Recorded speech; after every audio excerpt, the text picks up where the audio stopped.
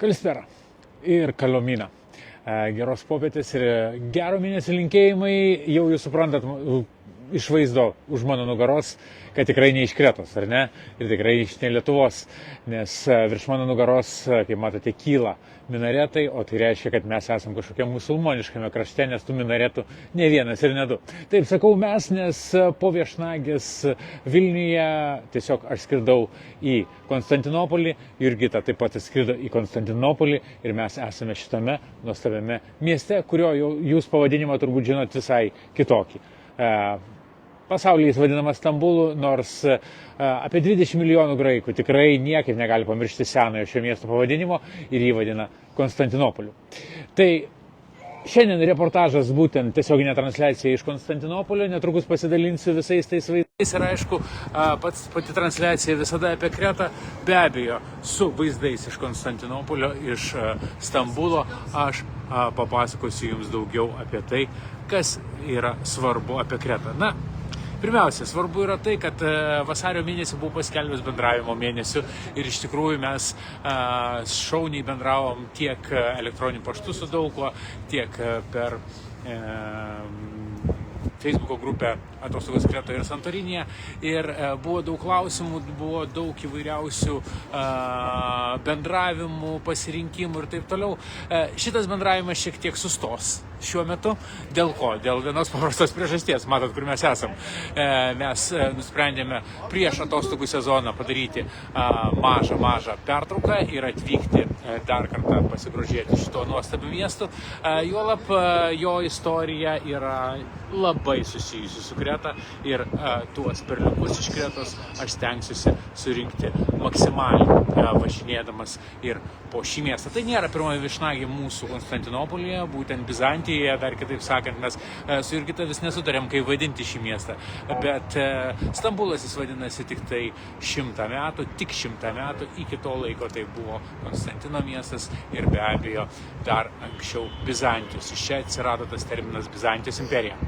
Bizantijos imperija padarė milžinišką įtaką Kretai, be abejo Kreta priklausė Bizantijos imperijai, dėl to šis miestas slepiantis daug Bizantijos imperijos lobių ir mįslių man asmeniškai yra labai įdomus ir man visada malonu į jį sugrįžti ir jį pažiūrėti.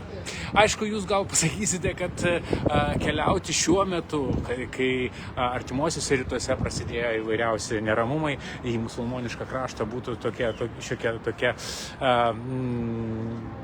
negera mintis, ar ne, bet aš manau, kad galbūt po to atkeliauti į Konstantinopolį bus sunkiau, nes gali prasidėti ir pabėgėlių krizė, ir absoliučiai visokios kitokios krizės, kurias tik tai galim, tai gal dar mes naudojame šituo laikotarpiu ir pažiūrėsim, kas dedasi šitame mieste.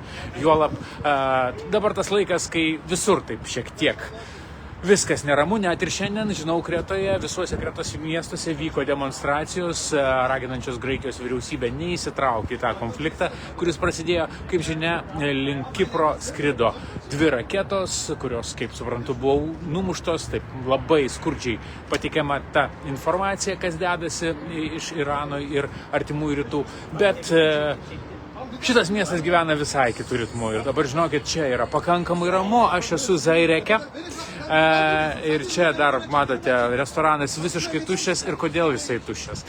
Ogi tuščias dėl to, kad šiuo metu yra Ramadanas. Tai yra tas šventas mėnuo, kai žmonės tiesiog dienos metu, žinokit, atrodo žmonių labai daug, bet jie nesėdi kavinėse, jie nesėdi užeigose, ką man buvo įprasta matyti šitame mieste. Jie kažkur apsipirkinėja, tiesiog bendrauja, vaikšto, perka, ypač daug perka maisto, nes netrukus, kai sutems šitame mieste, prasidės didžiulė fiesta. Taip jau yra. Per Ramadaną čia visi valgo tada, kai sutemsta, netgi kai kurie dienos metu absoliučiai nieko nevartoja, kai kurie žmonės, žinau, net negeria vandens. Tokių dar neteko sutikti šitame mieste ir apskritai musulmonų tokių griežtų neteko sutikti, kaip ir su krikščionimis. Aš daug pasakojau pastarąją savaitę apie pasninką, na, tokių, kurie taip šventai laikytųsi Kretoje pasninko ir, pavyzdžiui, gyventų kai kurias dienas tik tai gerdami vandenį, na, žinau 1-2 ir tai vyresnio amžiaus žmonės. Bet tas laikotarpis be abejo yra tradicijų, socialinis laikotarpis ir jį pamatyti iš arčiau yra proga ir mes tą progą nusprendėme su Jurgita pasinaudoti.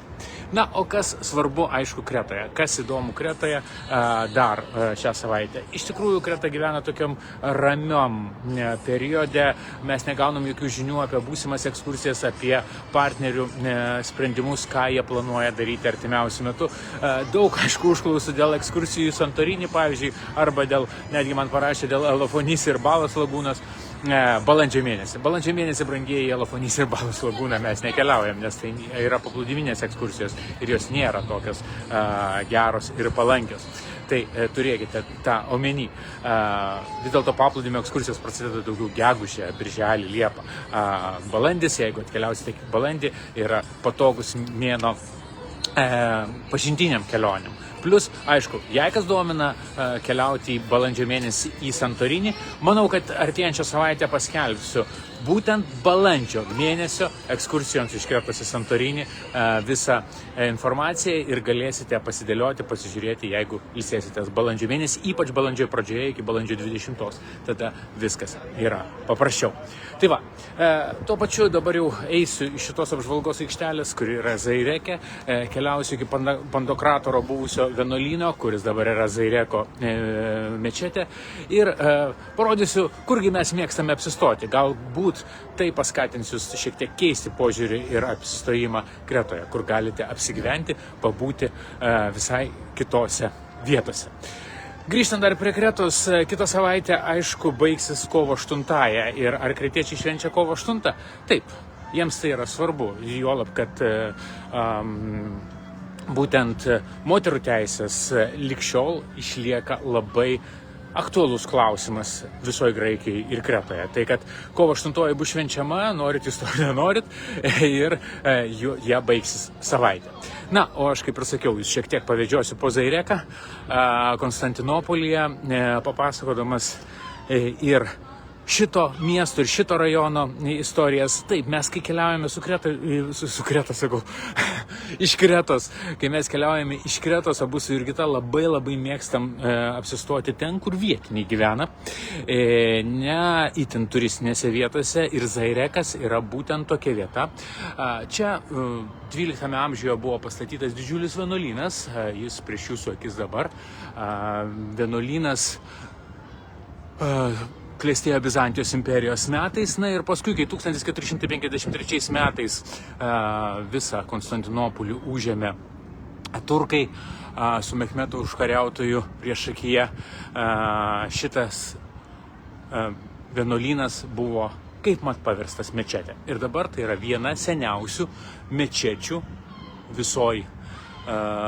visam Stambule, visam Konstantinopolyje, ir be abejo jinai veikianti mečetė. Įėjimas iš kitos pusės, filmuosiu viršų, nes nelabai noriu filmuoti žmonių, tai nėra mandagu šitam krašte, tai supraskite, esame vis dėlto musulmoniškame krašte, tai nėra taip viskas čia paprasta, bet sienos puikiai išlikusios ir tikrai džiugu, kad kai kurios pastatus, senuosius Bizantijos imperijos pastatus, Turkijos vyriausybė saugo, galėtų saugoti labiau, nes yra tikrai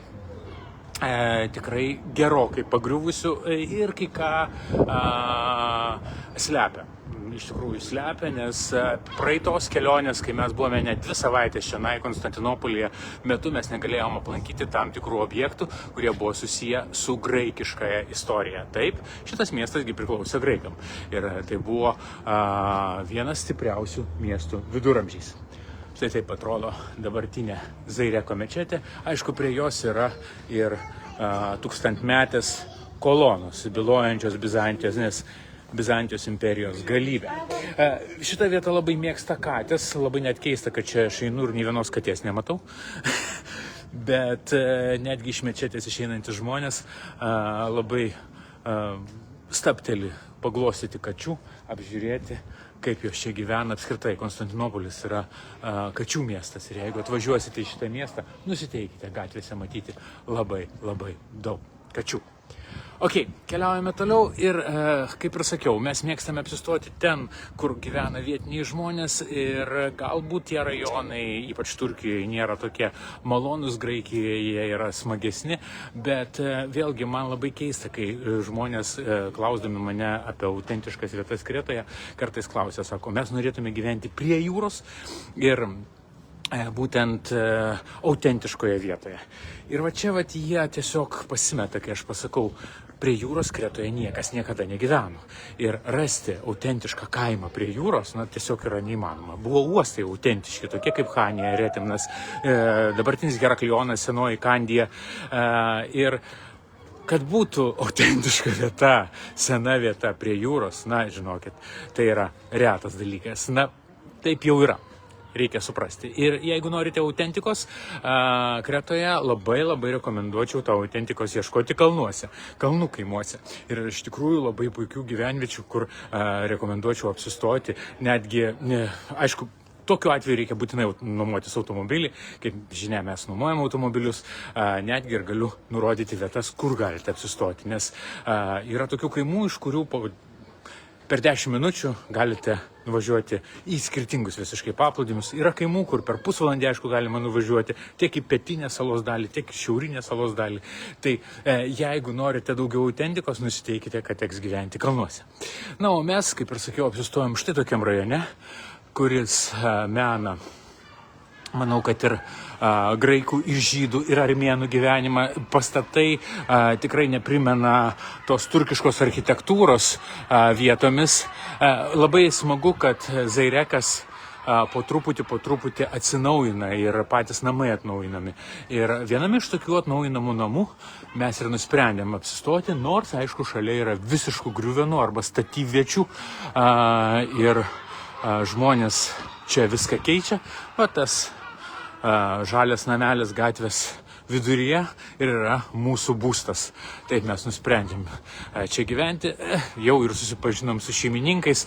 Ne pirma mūsų viešnagė čia, tai žinom, pas ką atvažiuojam, žinom, kur būsim.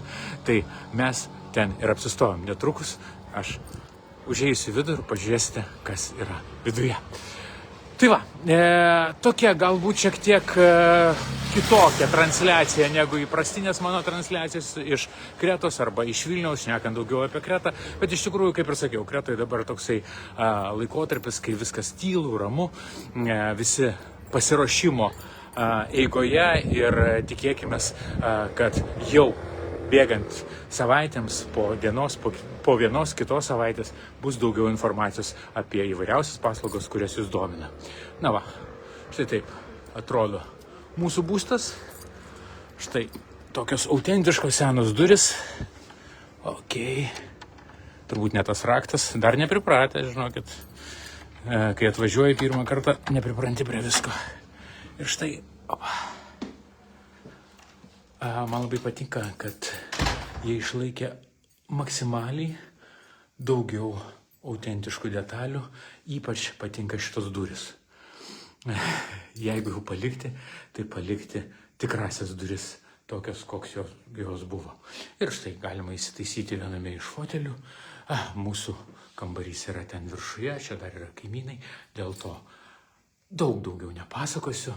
Gal kažką neprižadinsiu, nes žmonės galbūt miega prieš naktį, kai prasidės ta visa fiesta, nes sako, kad būtent Ramadano pats įdomiausias dalykas tai yra vakarinės fiestos ir vakarinės tos išėjimai, tie vis tokie pavalgymai, pabendravimai ir taip toliau ir panašiai. Tai va. Kaip ir sakiau, šią savaitę, artėjančią savaitę mes nebūsim tokie komunikabilūs kaip visą vasario mėnesį, tai atmetam tą bendravimą šiek tiek, bet stengsiuosi atsakyti visus laiškus, kaip galima operatyviau. Rašykite atostogos@manokreta.lt. Jeigu bendrausim, tai daugiau per Viberį arba per WhatsAppą ir be abejo mes daug keliausim, tai nebūsim vėlgi operatyvus bendravime. Bet jeigu vasarį skelbiau sakiau, kad tai yra bendravimo mėnesių, kovą skelbiu dovanų mėnesių. Žinot kodėl? Ogi netrukus sužinosite, atostogas Kretoje ir Santorinėje paskelbsiu, kam skiriame dovanas. Pasistengsiu tą padaryti šiandien.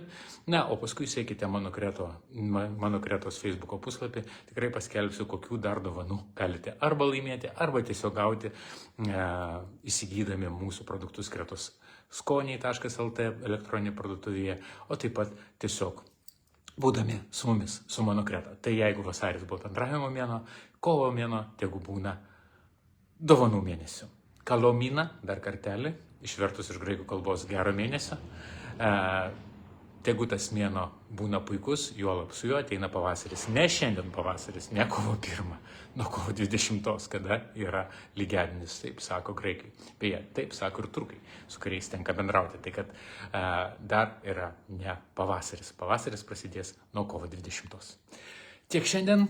Sėkmės visiems ir pasimatysime kitą sekmadienį vis dar iš Turkijos, iš Konstantinopolio, arba, jei norit, galite vadintis